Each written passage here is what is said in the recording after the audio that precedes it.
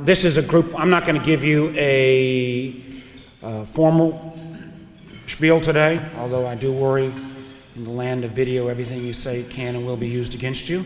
Let me re-acknowledge our congressional delegation, and I can assure you on 9 times out of 10, when Virginia issues come about, we do check our partisan hats, and I just told Rob an issue that Rob and actually Randy brought to our last delegation meeting that may not affect some in this room, but it was going to have a dramatic effect on multiple thousands of Virginia jobs in the next literally 10 days. Scott was involved in this too, Bobby, others, where the Labor Department was putting forward a new effort to dramatically change the H-2B visa program without a lot of notice. It would really hit our seafood industry in particular, as well as landscaping and hospitality.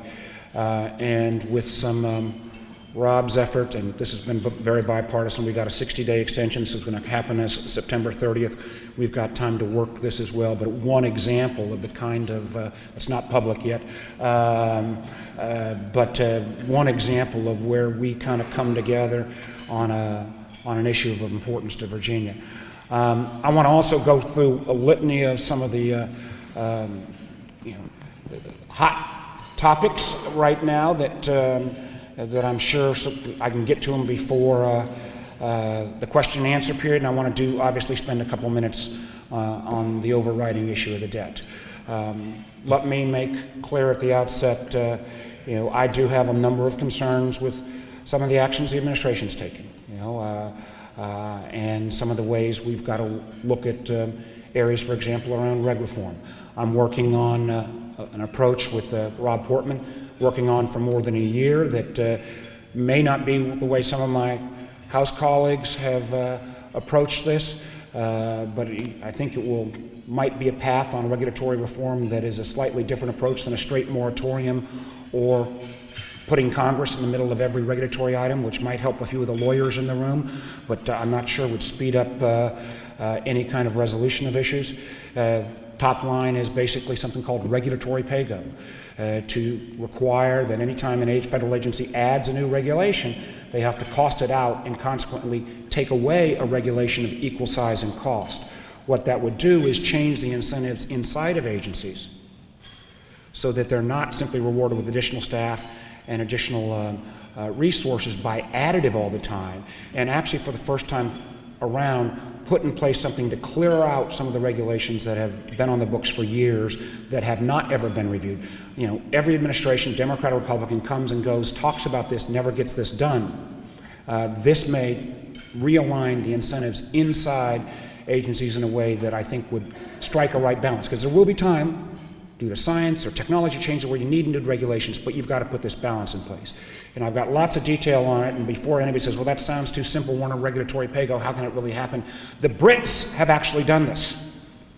They call it one in, one out, and we've got a year of history on this, and as I know there'll be, my colleagues in the House may have a different approach. I'm meeting as well with folks in the labor and environmental community and others. They've got some concerns, but I think you'll see from Senator Portman and I a path on that issue. An issue that is of growing concern, and one, let me reiterate to this group, I think the NLRB action or proposed action around Boeing is not the right way to go. I'm going to continue to support to make sure that Virginia is open for business and that we don't need to put Virginia at some of Virginia's competitive advantages at a competitive disadvantage. This afternoon, we're going to have a hearing on the Greek and the Eurozone crisis. This is a contagion that will potentially quickly spread to this country. One of the remarkable things is, and like it or not, and I was very involved in at least the systemic risk portion and the resolution portion of the Dodd-Frank bill, by far and away not a perfect solution. But we don't know, a year after the passage of Dodd-Frank, or 3 years after the beginning of the financial crisis, what America's exposure is to Greece. We know depository institutions, and we have some of the other banking-related exposure. We have no idea at this point what our insurance exposure is, what our money market exposure is, what our hedge fund exposure is. And again, I think in a world where we need transparency, at least to kind of the systemic risk area, we could be back with the son of AIG creating a contagion in the next few weeks that could have remarkable consequences in this country. And there are some who say that America should withdraw from international financing organizations and others. Like it or not, we are as intertwined as ever, and the idea that we are going to somehow withdraw from this interconnected world or unscramble the eggs is not possible. So we need to drive down on that.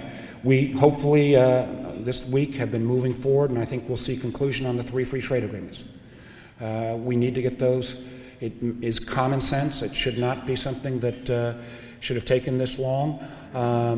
We've also got to look at as well at the next round, which is the TPP, in terms of the Trans-Pacific approach.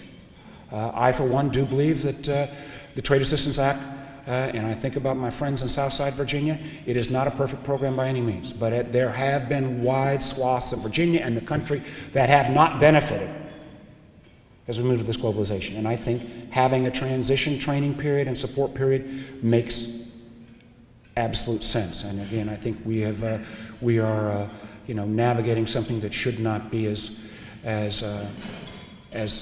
hard as it appears to be. One of the concerns I have as well, and I know, again, we may have differences of opinion, whether it's Dodd-Frank, whether it's healthcare or others. These are imperfect pieces of legislation. Anytime you have legislation of these sizes, they are imperfect. But if we continue to have the approach that says, okay, full repeal versus stay as it is, we're going to end up staying as it is. I'm not sure that makes sense. So what I would ask is, I got 50 items in Dodd-Frank that I know I'd love to be changing. But we've got to have partners who will say, how do we fix rather than make every choice that we confront kind of an all or nothing circumstance. Right now, as if the economy would need one more of these things, we have a debate going on about FEMA funding. Virginia has been, we managed to get a little bit spared from the hurricane, but I got to tell you, I know Eric is not here, but Eric and I have been working very closely together in Senator Webb's office as well on what's going on in Louisiana. We got folks in Louisiana right now where schools are going to be out for a full year. And we've kind of got this ridiculous choice set up that only in Washington could you have that says, okay, when you've got a disaster, either pay for it right in the middle of the downturn, which doesn't make sense, or you just put it on the credit card and never pay for it at all. Either doesn't make sense. Here we actually had in a gang of 6 a rolling 10-year average so that we had a way to pay for disasters in a rational, logical way. But let me just say right now, just as kind of headline, we shut down the government again into this month. And if we go through one more of these antics of 11th hour almost government shutdown, you ought to fire all of us. Me included, all of us. I think at times about, some of you have heard my analogy, I sometimes feel like we have become the sheriff in the movie Blazing Saddles. Remember that time when he comes into town, people say, this doesn't look like the sheriff. He's got a gun to his head and he says, watch out, he may shoot. Well, frankly, in a lot of ways, that's what the political leadership in this country has been about. I think what happened at the end of July and beginning of August was an embarrassment. And frankly, what it was both political parties agreeing to the lowest common denominator on the other side. And in a world where we don't have the kind of qualitative advantages we've had through our whole life, we don't have time for this stuff anymore. One of the reasons why I'm as all in on this debt issue is I think it is the single biggest overhang on our economy. And an actual $4 trillion real debt reduction plan would do more to regenerate confidence and stimulate growth than, frankly, any specific jobs program. Because let's face it again, we've used our macro tools. We've used monetary policy and fiscal stimulus already. There may be some things around the edges. We got an infrastructure bank that I'm working with Kay Bailey Hutchison and John Kerry on that would be incrementally helpful. But at the end of the day, we basically imposed a whack on when people are uncertain on themselves, whether business or just consumers, and then you see the political leadership not being able to agree on anything, or on every issue bringing it up to the 11th hour, then shame on us. Here's the way I see the debt issue. And there are differences in this room. But here are the plain facts. We got to be able to differ on our solution, but we sure as heck shouldn't be able to, differ on facts. We're spending 25% of our GDP on the federal budget, all-time high. Too much. Our revenues are about 14.8%, an 80-year low. The only time there has been relative stability, surplus, or even close to non-deficit, and we've run deficits every year except for 5 in the last 70, has been when revenues and expenditures have been roughly in that 19 to 21% category. And anybody that shows a real plan with 3 million people a year hitting retirement age that can do this on simply one side of the balance sheet or the other, I've not seen one to date. And you're not going to get it by just taxing the rich. You're not going to get it by just cutting some domestic discretionary programs. Unless we have the kind of seriousness that our country expects about this debate, then frankly, not just shame on us, shame on you guys too. What we put out, and we are up now to 38 senators, equally divided, Democrats, Republicans. And last night we had a group of CEOs, national CEOs in, and a series of House Republicans, House Democrats, others, who, and let me acknowledge somebody who's been, long before I was the clarion call on this and has taken a lot of arrows, Frank Wolf, who's probably been, of anybody in the delegation, Democrat or Republican, the voice the longest on this. Unless we realize that we're going to have to get this fixed, and it's going to take tax reform that generates additional revenues, it's going to take entitlement reform that makes those programs stable, it's going to take defense cuts, because we can't just keep taping it out of the 14% that's domestic discretionary spending. We're not going to get there. And what I would beg of you is that plus or minus 10% either way at this point, and I'm willing to go for, because the very act of getting something done with us actually functioning has enormous jump-starting pro-growth activities. And for those of you who rightfully understand, yes, we've got to deal with corporate tax reform, I support it. Yes, we've got to deal with repatriation, I voted for it. Yes, we've got to deal on health care with medical malpractice reform, I voted for it. But anybody who thinks, for example, that we're going to carve off corporate and do it first and be able to forget about the other, it isn't going to happen. And let me close with this before we get to, just so I can hopefully not get everybody too much indigestion. We don't have, months and years, and those conventional political wisdom in town, which is, well, let's just wait till the 2012 election.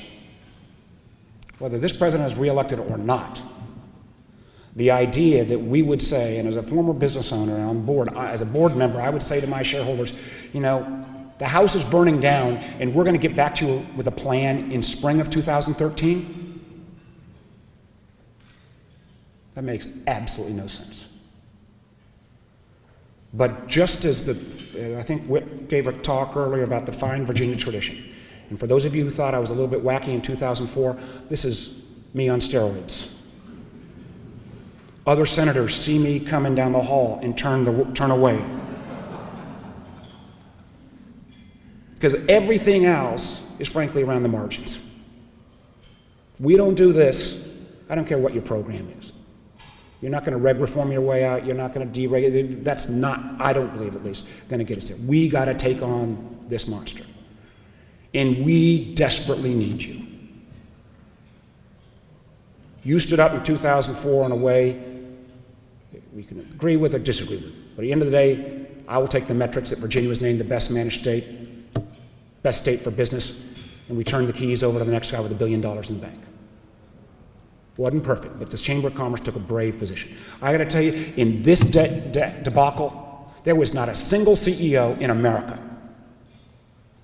that called, I can tell you, any Democratic senator, and I spend more time with Republicans than I do with Democrats, and almost any Republican senator until the last 10 days to say, you guys got to fix this.